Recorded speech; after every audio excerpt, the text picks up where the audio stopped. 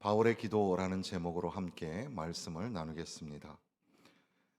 빌립보서 1장 우리가 읽고 있는 이 본문의 말씀 속에는 바울 사도의 기도의 내용이 나오는데, 이 본문의 말씀 속에서는 성도가 누구일까, 또는 교회는 무엇일까, 그런 교회의 성도의 정체성에 관하여 우리가 알아낼 수 있습니다. 여기에 나오는 말씀들을 통해서 과연 우리는 교회답게, 성도답게 살아가고 있는가를 돌아볼 수 있게 되는 겁니다. 바울 사도는 그리스도 예수의 종 바울과 디모데라고 소개를 합니다. 교회를 이끌어가는 지도자로서 바울 사도는 자기 자신을 그리스도 예수의 종이라고 그렇게 고백을 하고 있는 겁니다. 어떤 목사님이 말하는 것처럼 예수 믿는 그 맛의 결정체가 뭐냐? 그것은 종이 되고 싶어 하는 바로 그 자리에 예수 믿는 맛의 결정체가 있다. 그러니까 주님의 종이기 때문에, 주님을 사랑하고 즐거워하기 때문에 주님을 따르는 성도의 또 종도 되려고 하는 것, 그게 바로 예수님을 믿는 그런 맛을 아는 사람들의 삶의 신앙의 모습이라는 겁니다. 그러니까 우리 모두는 성도와 교회로 부르심을 받았을 때 우리는 그리스도 예수의 종이라는 사실을 잊지 말아야 합니다. 목사도 장로도 종입니다. 모든 성도들은 자기의 맡은 그 사역과 직분을 따라서 주께서 우리에게 위임하신 일들을 감당하는 그리스도 예수의 종이라는 사실이죠. 그러니까 우리가 교회의 주인이 아닙니다. 교회의 주인은 하나님이시고 예수 그리스도께서 우리를 이끌어 가시고 성령께서 우리를 인도하여 주시는 줄로 믿습니다. 그렇게 주님을 모시고 주님을 따르며 주께서 말씀하신 것들을 지켜내는 우리는 종으로 부르심을 받았다. 교회의 정체성은 우리 모두는 다 종이라는 사실을 기억하는 데서부터 출발하고 있습니다. 여기에 보면 감독과 집사 그리고 성도에게 편지한다고 되어 있습니다. 감독이라는 말은 영어로 보면 오버시어니까 돌보는 사람, 관찰하는 사람이란 뜻이겠습니다. 교회 헌법에 장로의 첫 번째 직무가 교회의 신령적 관계를 총찰하고 이렇게 되어 있는데, 교회 성도들이 신앙적으로 잘 살고 있는지, 또 힘들고 어렵지는 않은지 돌보는 일들을 교회 리더들이 종이 되어서 감당합니다. 또 혼자 할 수 없기 때문에 또 집사님들과 함께, 권사님들과 함께 성도들을 돌보며 또 상한 심령을 위로하고 주의 말씀으로 다시금 힘을 얻게 하는 귀한 사역을 우리가 종으로서 감당하고 있는 것들을 잊지 말아야 합니다. 그런 교회를 향하여 바울 사도는 은혜와 평강이 너희에게 있을지어다 라고 인사를 하고 있는 겁니다. 어떻게 보면 은혜와 평강이 바로 교회의 참 모습이 되어야 할 겁니다. 어느 교회 가서 조금 문제가 있는 교회에 가서 교회 지도자들을 앉혀놓고 제가 말씀을 전하게 되었는데, 문제를 해결해야 되지만 사실은 이미 갈등의 골이 깊어져서 어려움을 당하고 있는 그런 직분자들 앞에 말씀을 전하는 게 참 쉽지는 않습니다.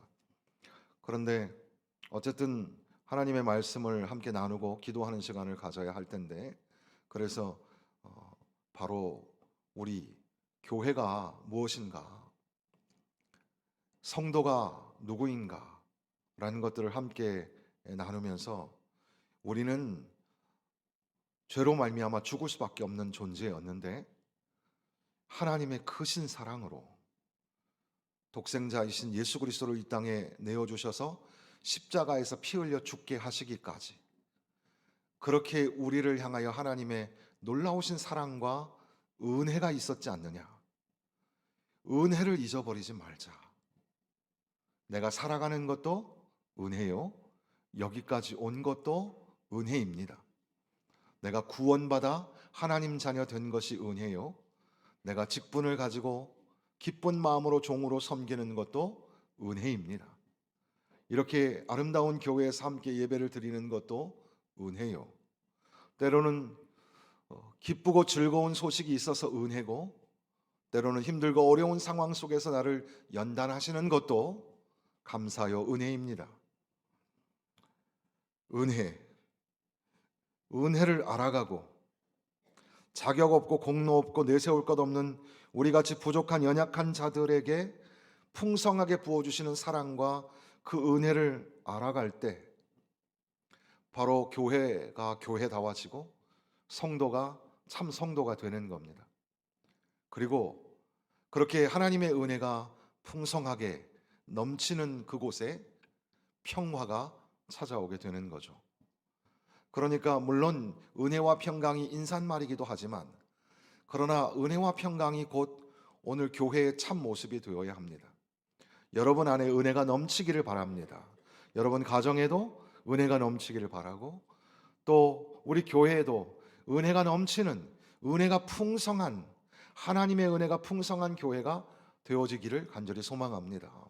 그로 인하여 여러분 내면에 평화가 찾아오고, 여러분 가족 간에, 여러분이 살아가고 있는 삶의 자리에 주님이 주시는 평강이 임하기를, 그리고 또한 우리 교회 안에도 분쟁과 다툼과 나눔은 사라지고 서로 이해하고 용서하고 사랑하는 그런 화목과 평강이 넘쳐나는 그런 교회가 우리 교회가 되기를 간절히 소원합니다.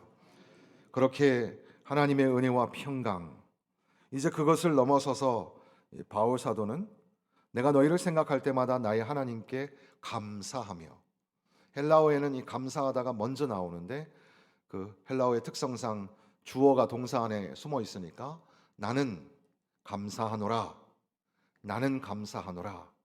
우리가 감사절을 지나면서 하나님 앞에 감사할 것들을 생각하게 됩니다. 바울 사도는 빌립보 교회 성도들을 생각할 때마다 감사하고 기도할 때마다 기뻤습니다.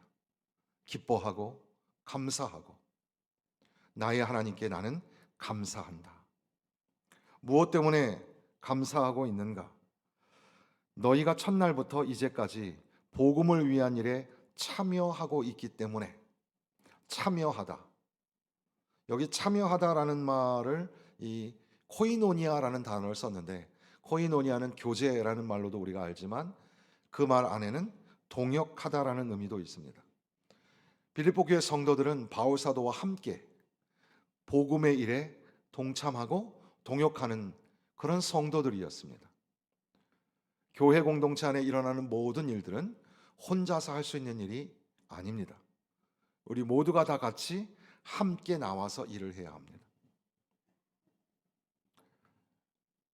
어제 식당에 식탁과 의자를 새로 이제 구비를 했습니다.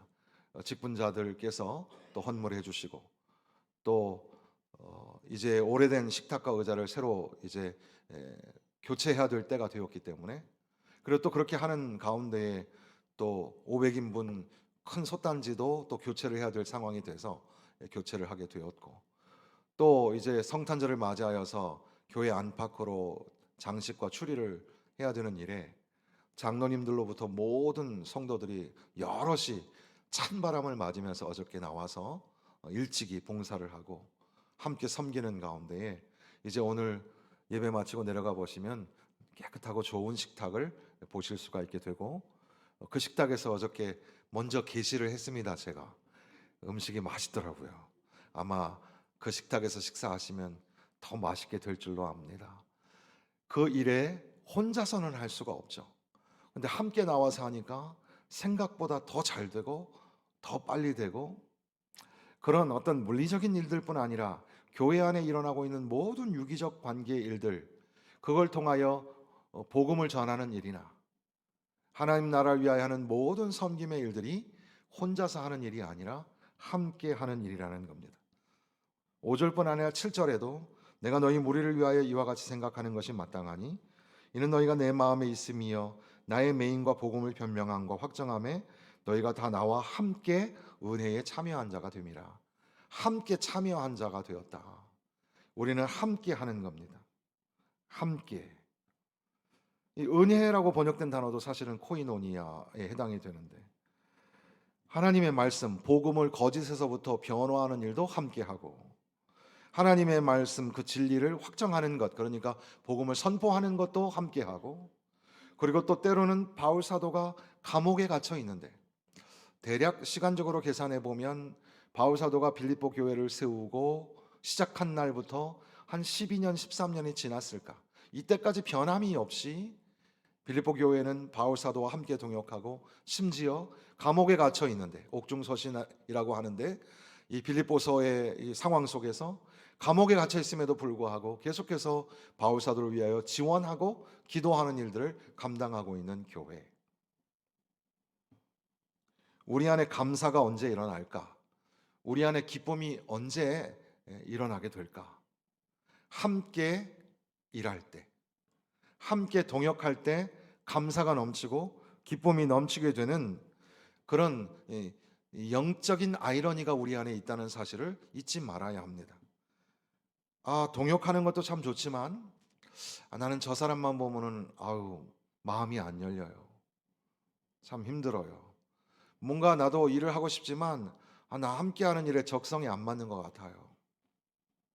여러분, 우리의 삶의 자리에 나를 불편하게 하고 힘들게 하는 사람은 어디에나 있습니다. 여러분의 직장에도 있고, 여러분의 옆집이 될 수도 있습니다. 당연히 교회 안에도 있을 수 있고, 목회자나 직분자에게도 불편한 사람이 있을 수 있습니다. 어디를 가나 힘든 사람이 꼭 있습니다. 말이 안 통하는 사람이 있습니다.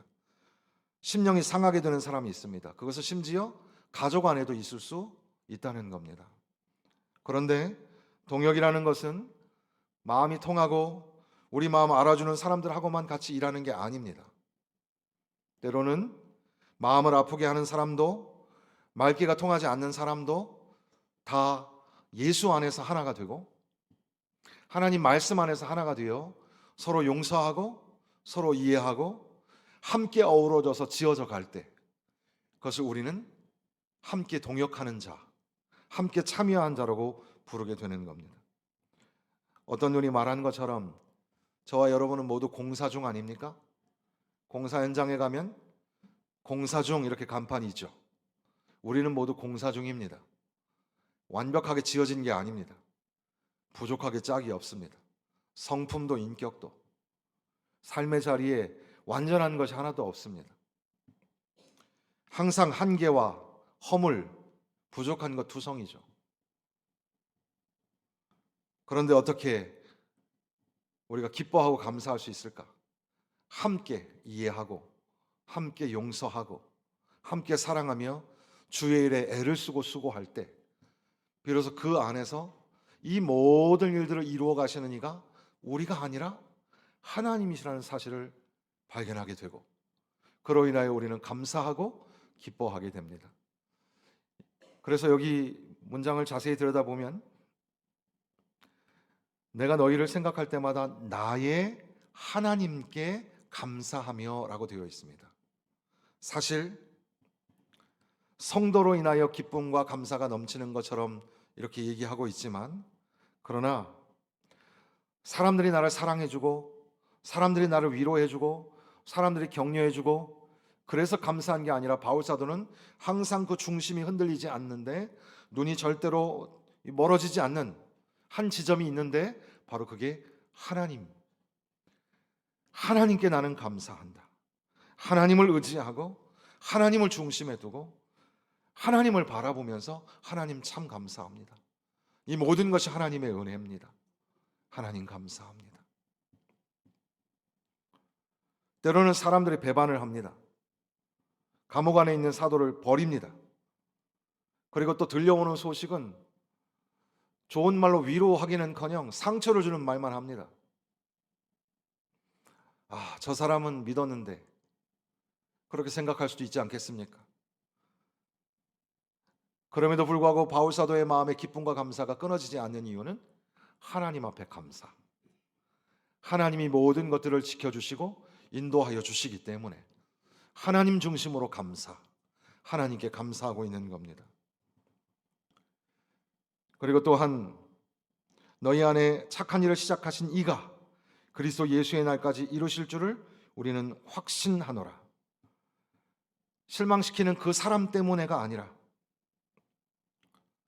오히려 그 사람이 나를 차갑게 만들고 또 마음을 상하게 할지라도 예수님 때문에, 하나님 때문에 더 신뢰하고 더 사랑하고, 오히려 그럴수록 하나님에 대한 기대가, 하나님에 대한 신뢰가 더 넘쳐나는 가운데에 여러분 한번 잘 생각해 보십시오. 하나님을 정말 믿으십니까? 하나님을 믿는데 사실 솔직히 생각하면 자기 자신을 더 믿고 사는 거 아닐까요? 하나님을 신뢰하고 하나님을 의지한다고 말은 하지만 정작 선택과 결정은 우리 마음대로 할 때가 많지 않습니까?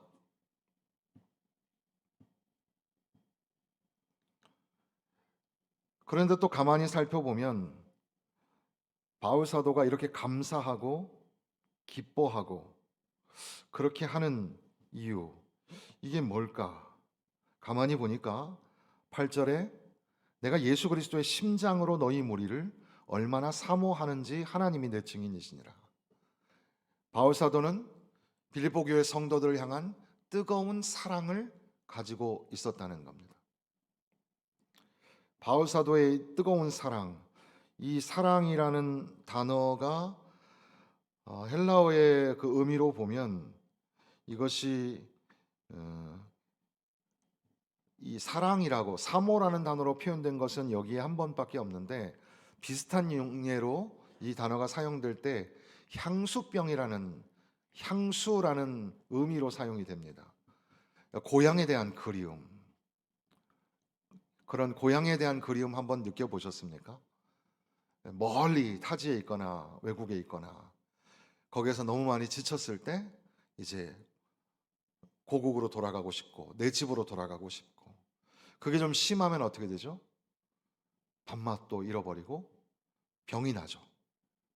그렇게 성도들을 사랑하는 마음이 향수병에 걸린 것처럼 나는 너희를 향하여 향수병에 걸렸다.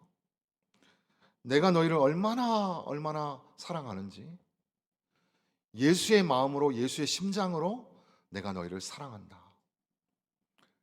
하나님 앞에 감사하고 하나님 앞에 기뻐하는 것은 그들과의 동역, 그러나 하나님을 중심으로 하는 그들과의 동역, 그러나 끊임없이 이루어지고 있는 그들을 향한 사랑.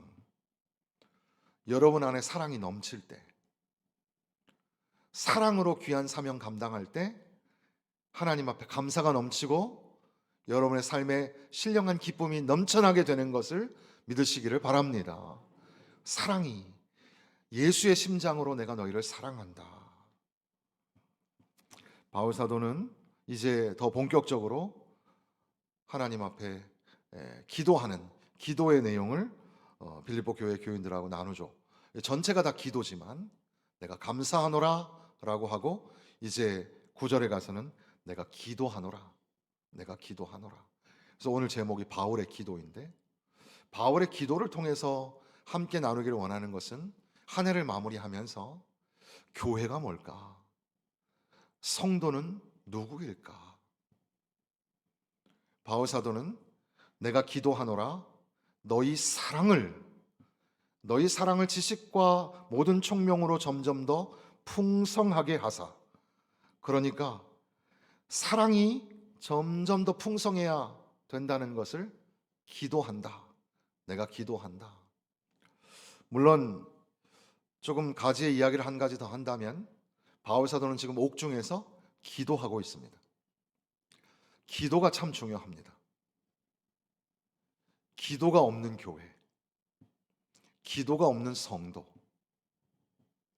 그러니까 기도가 또 하나의 교회의 얼굴일 수가 있겠습니다. 공적인 기도 시간이 있습니다. 금요 기도회, 수요 예배도 어떻게 보면 기도회입니다. 새벽 기도회, 공적인 시간에 여러분들이 열심히 최선을 다해서 참여하여 함께 기도해야 합니다. 그런데 문제는 개인 기도, 우리가 그 골방 기도라고 하기도 하는데, 그런 개인 기도는 합니까? 목사님, 내가 공적으로는 시간이 바빠서 못 나오지만 내가 개인적으로는 기도해요. 진짜 하십니까? 언제 하십니까? 아침에 일어나서 조용한 시간에 하시나요? 아니면 밤에 한적한 곳을 찾아서 기도하십니까? 낮에 직장에서는 그러면 짬을 내서 기도하십니까? 그럼 도대체 언제 기도해요? 기도하지 않으면 안 되는데, 우리가 지금 공유적 사명으로, 비전으로 세우고 있는 제자, 예배, 선교, 기도 없이는 하나도 될 수 있는 일이 없어요. 예수님의 제자들을 향하여 예수님께서는 나와 함께 한시도 있을 수 없더냐? 깨어서 기도하라. 기도 외에는 이런 유가 나갈 수 없느니라. 교회, 내 집은 강도의 구렬이 아니라 하나님의 집은 기도하는 집이라. 예배는 기도의 향기가 하나님 존전에 올려지는 겁니다. 선교는 돈으로 하는 게 아닙니다. 기도 없는 선교, 위험천만한 겁니다. 기도, 여러분의 개인의 삶이 사느냐 죽느냐가 기도에 달려 있는데 왜 기도하지 않을까? 바울사도는 옥중에서도 기도합니다. 우리의 지금 상황이 기도할 형편이 아닙니까? 내가 기도하노라. 너희 사랑이 점점 더 풍성하게 되기를 기도한다. 어떤 분은 이 사랑이라는 것이 신앙 성장에 있어서 아주 중요한 그 삶의 성장점과 같다고 그렇게 설명을 했습니다.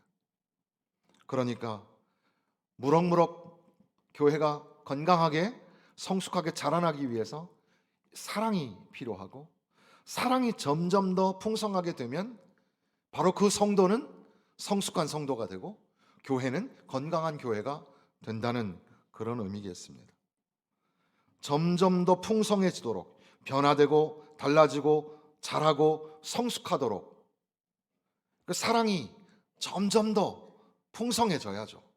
신앙의 연수가 생기고 우리가 오랜 시간 동안에 그 신앙생활을 하고 있다면 우리의 사랑이 점점 더 풍성해져야 하지 않겠습니까? 성숙해져야 하지 않겠습니까? 그런데 왜 우리는 점점 더 속이 좁은 사랑을 할까요? 자라고 성장하고 온전하고 풍성해져야 할 줄로 믿습니다. 기독교 교리로는 성화라고 하죠. 성화의 과정이 우리 가운데 필요합니다. 인격과 성품이, 마음 씀씀이가, 주를 향한 헌신에서부터 이웃을 향한 공교에 이르기까지, 과연 나는 작았던 사랑에서 조금 더 커지고 점점 더 풍성한 사랑으로 성숙해 가고 있는가? 너희 사랑을 풍성하게 하사. 그런데 지식과 총명으로 그랬습니다. 지식, 사랑에도 지식이 있어야 합니다. 지식이 없는 사랑은 클 수가 없는 거죠. 여기서 말하는 지식은 뭐 세상적인 공부, 박사 학위를 받고 이런 게 아닙니다. 오히려 머릿속에 든 게 많으면 교만해지고 비판적이고, 차라리 그런 사람은 순진했을 때는 참 봉사도 잘하고 헌신도 잘했는데 조금 공부했다고, 조금 아는 거 많아졌다고 오히려 머리가 차가워지면 더 일을 잘할 줄 알았는데 가슴까지 냉랭해져 가지고 일하지 않는, 섬기지 않는. 여기서 말하는 지식은 그런 게 아니라 하나님의 말씀, 하나님의 말씀을 통한 예수 그리스도의 구원의 사건, 그 은혜의 놀라운 사건을 우리가 점점 더 알아가고 더 많이 알아가고, 물론 이 성경에서 알아간다는 뜻은 깨닫고 순종하는 자리에 이르는 겁니다. 그렇게 하나님의 말씀을 알아갈 때 우리의 사랑이 점점 더 풍성해져 갑니다. 게다가 총명이라는 단어도 있습니다.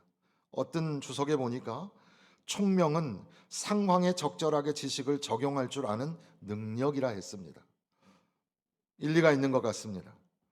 사랑이 풍성해지려면 지식이 그냥 지식으로만 있으면 안 되고 그것을 잘 활용할 수 있는 지혜가 필요합니다. 총명이 필요합니다. 우리가 잘못된 지식으로 어려움을 당하는 경우가 얼마나 많습니까? 자녀들, 우리 학생들도 오늘 예배를 같이 드리는데 우리 자녀들을 향하여 공부해라, 협박으로 막 공부해라 막 하잖아요. 그러면서 뭐라 하죠? 이게 다 너를 사랑하기 때문에 그런다는 거예요. 우리가 가지고 있는 이 무지한 사랑 때문에 아이들이 더 많이 상처를 받고, 여러분 공부해서 1등해서 뭐 시키려고 그러는 건데요?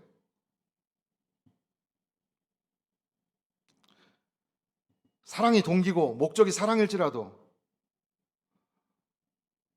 그 안에 지식이 있어야 하고 그 지식에 총명함이 있어야, 그래야 사랑이 풍성하여지는 그 원리를 가르쳐 주는 겁니다. 사랑이 풍성해지기를, 사랑이 넘쳐나기를.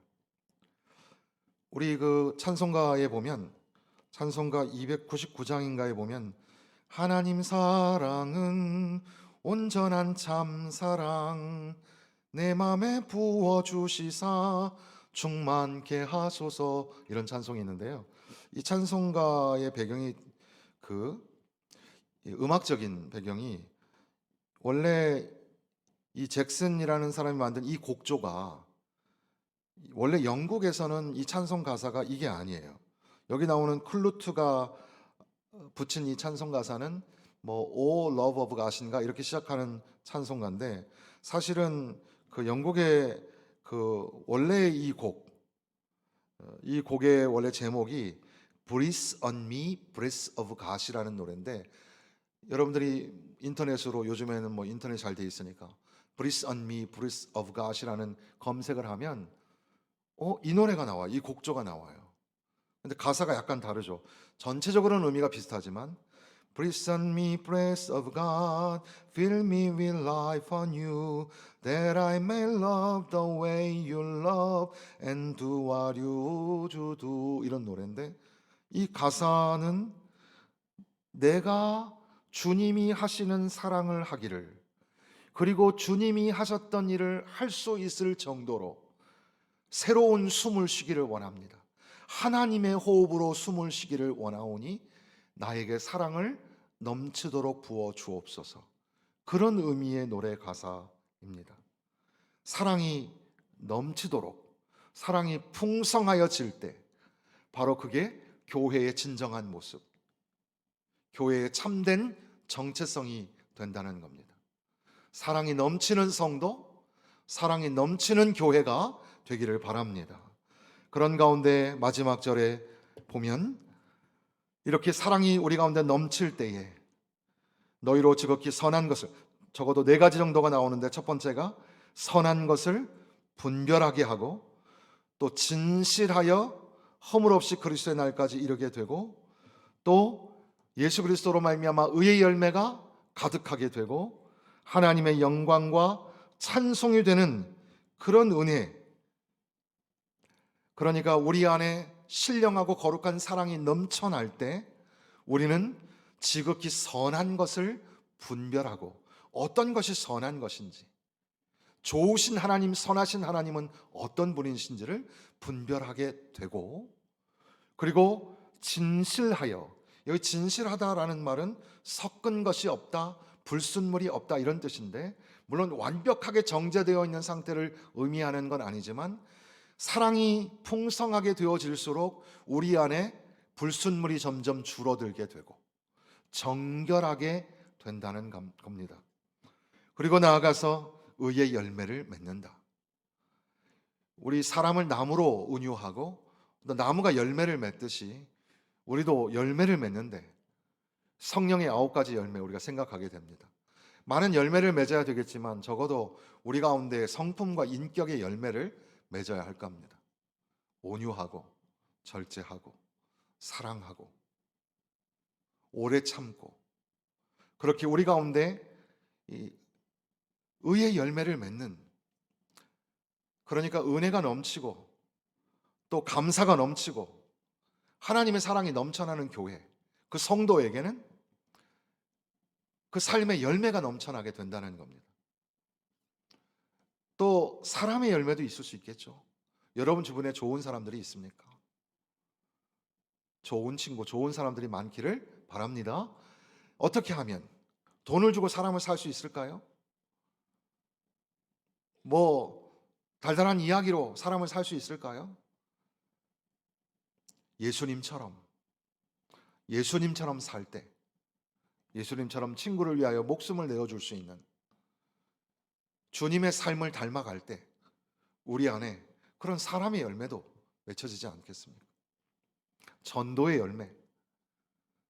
열매가 맺어지기를 소망합니다. 그리고 하나님의 영광과 찬송이 되기를 그렇게 기도합니다. 우리가 하나님의 영광이 된다. 사실 솔직히 말하면 우리는 모두 문제 아들이죠. 하나님 앞에 참 초라하고 연약한 존재, 깨지기 쉬운 질그릇 같죠. 우리는 다 환자입니다. 우리는 다 어떻게 보면 그렇게 쉽사리 시험도 들고 그 유혹에 넘어지고 실망하고, 우리 스스로 우리에게 점수를 매길 때 적나라하게 매긴다면 몇 점 정도나 받을 수 있을까요? 그런데 바울 사도는 빌립보 교회를 향하여 기도하기를 너희가 하나님의 영광이 되기를 기도한다. 하나님의 찬송이 되기를 기도한다. 이게 얼마나 귀한 그런 기도의 내용입니까? 하나님의 영광이 되고 하나님의 찬송이 되는 그런 귀한 삶. 이것이 나의 기도요. 이것이 나의 찬송이라. 한 해를 마무리하면서 교회가 뭘까? 여러분 자신 각자가 다 교회로 부르심을 받았는데 교회로 부르심을 받은 성도는 과연 뭘까? 1절부터 11절까지 쭉 드린 말씀 속에 과연 나는 누구인가? 교회는 무엇일까? 돌아보면서 우리도 하나님 앞에 감사하고 기도하면서 주여 이 교회를 버리지 마옵소서. 이 교회를 통하여 하나님의 영광을 드러내 주옵소서. 우리 교회가, 우리 성도들이 하나님의 영광과 찬송이 되어 이것이 나의 간증이고 이것이 나의 노래라고 고백할 수 있기를 간절히 소원합니다. 기도하겠습니다.